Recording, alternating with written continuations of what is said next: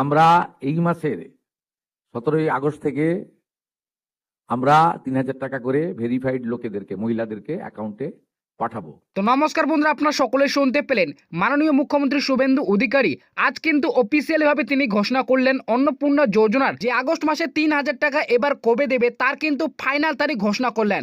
শুধু তাই নয়, কোন কোন মা বোনেরা এবার প্রতি মাসে আগস্ট মাস থেকে 3000 টাকা করে পাবে এবং কোন কোন মা বোনেরা পাবে না সেই বিষয়েও তিনি কিন্তু আজ ঘোষণা করেছেন। তো মাননীয় মুখ্যমন্ত্রী শুভেন্দু অধিকারী কি ঘোষণা করেছেন চলুন আপনারা ভিডিওটিতে প্রমাণ সহ দেখে নিন।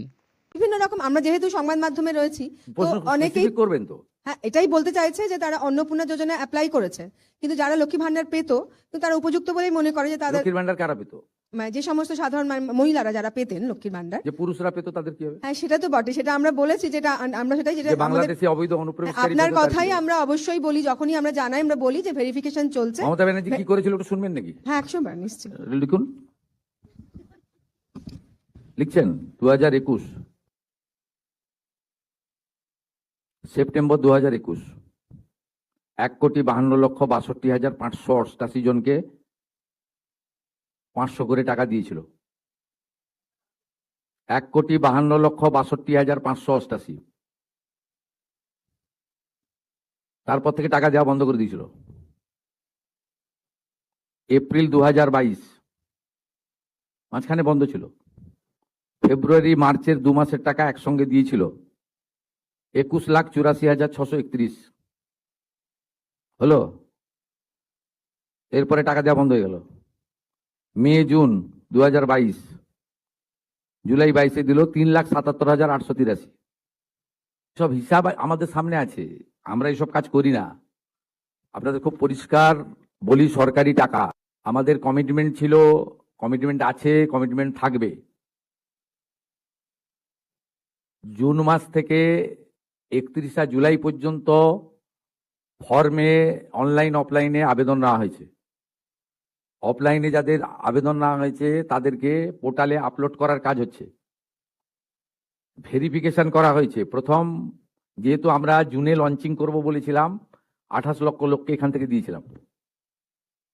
নেতাজি ইন্ডোর স্টেডিয়াম থেকে আমরা অ্যাপ্রক্স 1,19,00,000 মতো লোককে দিয়েছিলাম। তারপরেও আমরা আবেদন নিয়েছি 31 জুলাই পর্যন্ত। 2,16,00,000 মোট আবেদন করেছেন। এই আবেদনকারীদের প্রত্যেকটা ভেরিফিকেশন করার কাজ চলছে। ভেরিফিকেশন প্রায় শেষ পর্যায়ে এসে গেছে। আজকে আমি ডিটেলসে বলবো না। 10 তারিখে আমি এবং সংশ্লিষ্ট মন্ত্রী মালতী রাভা রায় ডিটেলসে প্রেস কনফারেন্স করব 2 PM, ঠিক আছে? আপনারা আসবেন মিছিলের আগে, তেরঙ্গা যাত্রার আগে। 17ই আগস্ট থেকে 10ই জুলাই পর্যন্ত যারা আবেদন করেছেন তাদের ভেরিফিকেশন কমপ্লিট করা যাবে, মানে 10 তারিখ পর্যন্ত এই মাসের। 11 থেকে 31 জুলাই ভেরিফিকেশনের জন্য আরো সময় লাগবে। কিন্তু আমরা এই মাসের 17ই আগস্ট থেকে আমরা 3000 টাকা করে ভেরিফাইড লোকেদেরকে, মহিলাদেরকে অ্যাকাউন্টে পাঠাবো। এবং কারা কারা বিবেচিত হবেন সম্পূর্ণ ক্রাইটেরিয়া 10 তারিখ সোমবার বলে দেব। 17 তারিখ থেকে অ্যাকাউন্টে অর্থ যাবে, সরকারি টাকা। নিয়ম মেনে দেওয়া হবে, বিজেপির সংকল্পপত্র মেনে দেওয়া হবে। একটা স্কিম তৈরি করতে গেলে, দিতে গেলে যে ফাইন্যান্সিয়াল মিনিমাম ডিসিপ্লিন লাগে সেটা রেখেই দেওয়া হবে। 25 থেকে 60 বছর বয়সী লোকেদের দেওয়া হবে। অন্যান্য সমস্ত আপনারা কাগজ পেন নিয়ে আসবেন, নোট করতে থাকবেন। আমি এবং সংশ্লিষ্ট মন্ত্রী অর্থ সচিবকে রেখে বলে দেব 17 তারিখ থেকে অ্যাকাউন্টে টাকা ট্রান্সফার হবে। আর এটা কেবলমাত্র এই মাসে হয়ে যাবে। পরের মাসে থেকে বিজেপি সরকার যতদিন থাকবে প্রত্যেক মাসে দ্বিতীয় সপ্তাহে টাকা ট্রান্সফার হয়ে যাবে। অতএব এটা নিয়ে বিভ্রান্ত হওয়ার কিছু নেই। আমাদের সব সোশ্যাল মিডিয়ার টিম যারা যারা রিল বানাচ্ছেন, রিল করছেন, খুব নজর রাখছে। যারা মিথ্যা তথ্য দিচ্ছেন তাদেরকে চিহ্নিত করে রাখছি। মিথ্যা তথ্য যারা দিচ্ছেন তাদের বিরুদ্ধেও আইনগত ব্যবস্থা হবে। জনগণকে বিভ্রান্ত করার কোনো কারণ নেই।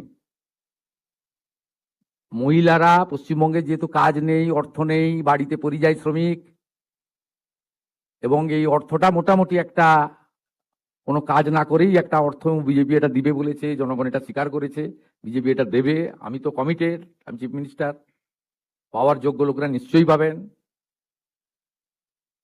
কিন্তু আমি দেখছি রিলগুলোকে পোস্ট যারা করছেন তারা কেউ বিজেপিকে ভোট দেননি।